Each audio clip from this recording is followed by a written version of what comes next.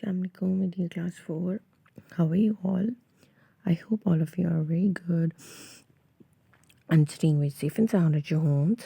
So class 4, it's your English lecture and today we are going to do some of our book work. So open your books and open the chapter number 4. Okay, so open the page number 42 and today we are going to do the prepositions of time. Yes, we're going to do the concept of prepositions of time. So come on, then read me first. Prepositions of time introduce time, for example, a date, days of the week, etc. Preposition of time जो है वो हमें किस चीज़ से introduce करता है, वक्त से, और वो वक्त दिन भी हो सकता है, महीने भी हो सकते हैं, वीक भी हो सकता है, साल भी हो सकता है. ठीक है, prepositions हमें जगह का बताता है कि किस जगह पे, कहाँ, पीछे, आगे, इन, एट, ऑन, किधर काम हुआ है. ठीक है, prepositions are prepositions comes in at, in, on, behind. ठीक है, preposition हमें बताता है कि कोई काम जो भी हुआ है वो किस टाइम हुआ है, किस वक्त पे हुआ है, कहाँ हुआ है, किस यानी आप किस in which week, in which month and in which year it has been done. So prepositions of time tell us the time. Yes, read the given sentences and notice the use of prepositions of time. वो कह रही नीचे आप sentences पढ़ें और देखें इन्होंने किस तरीके से prepositions of time का इस्तेमाल किया है. We have lunch at noon. हमारा lunch है दोपहर में. At noon यानी उन्होंने आपको बताया कि नून में यानी दोपहर में. ठीक है, at दोपहर में है आपका लंच. तो at जो है वो डिस्क्राइब कर रहा है वक्त को कि at noon. Then I have a meeting at 9 AM. मेरी मीटिंग है 9 बजे के करीब. ठीक है, 9 बजे के करीब. अब एट जो है मैंने को बताया एट, इन, ऑन, बिहाइंड, ये सब हमें क्या बताते हैं, prepositions of time. They go to the beach in summer. वो समर में, इन मीन्स में, तो वो कह रहे हैं वो बीच पे जाते हैं समर में. तो in is the preposition of time. They went for a walk in the morning. वो वॉक पे सुबह में जाते हैं. तो मे is the in. So in is the preposition of time. The test is on Wednesday. Test कब है, वेंसडे को. ठीक है, वेंसडे को.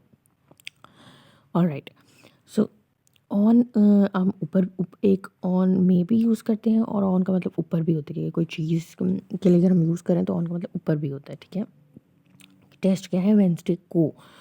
ठीक है, अब ये ऑन बता रहा है कि ऑन वेंसडे. ठीक है, what did you do on Eid last year. तुमने क्या किया ईद पे पिछले साल. इसमें ऑन जो है that is the preposition of time. Okay, now what they are saying, use the prepositions of time above with sentences in your notebook.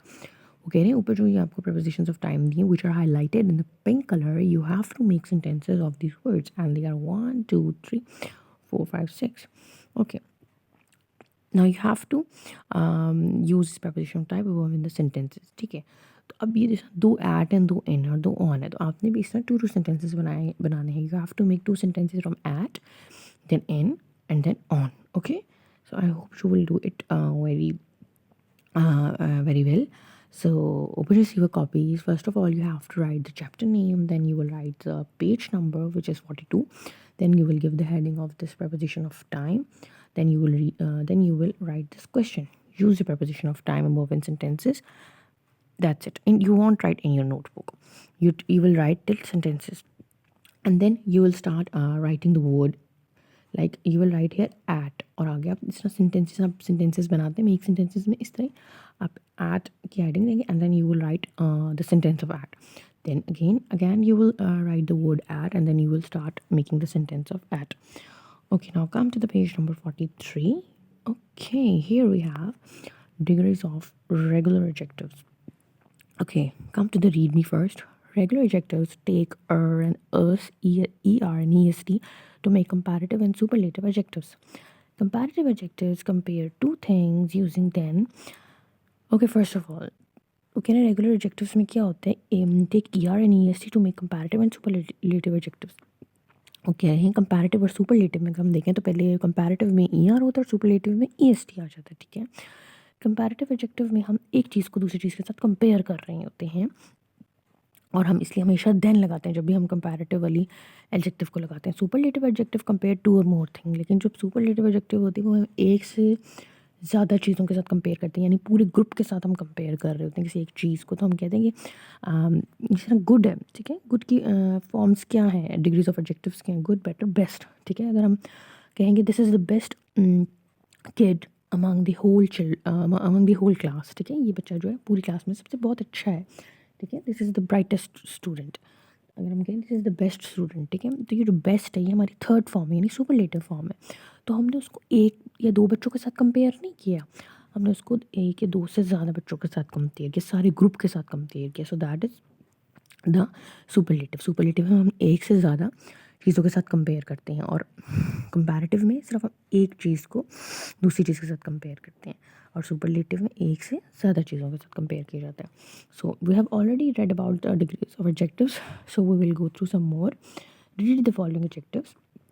First, they have given us a column of positive, then they have given us the column of comparative and superlative. Okay, the first is heavy, simple. फिर आगे जाता है heavier, जिसमें हम and पे आई E R लगाते हैं। फिर आता है heaviest, जिसमें ई एस टी एंड पे आता है, yes, heavy, heavier, heaviest. Next word is large, larger, largest. Lucky, luckier, luckiest. Next, old, older, oldest. So these are very easy. You have to learn them.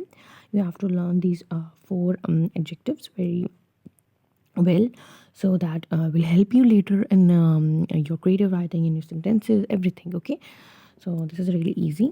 सो सिर्फ difference मैंने आपको बताया क्या होता है कि कंपैरेटिव, हम अगर हम दो चीज़ों के साथ एक चीज़ के साथ कंपेयर करते हैं तो हम कंपैरेटिवली ये वाली एडजेक्टिव लगाते हैं, और जब ज़्यादा के साथ कंपेयर करना होता है तो हम थर्ड वाली सुपरलेटिव लगाते हैं, ठीक है।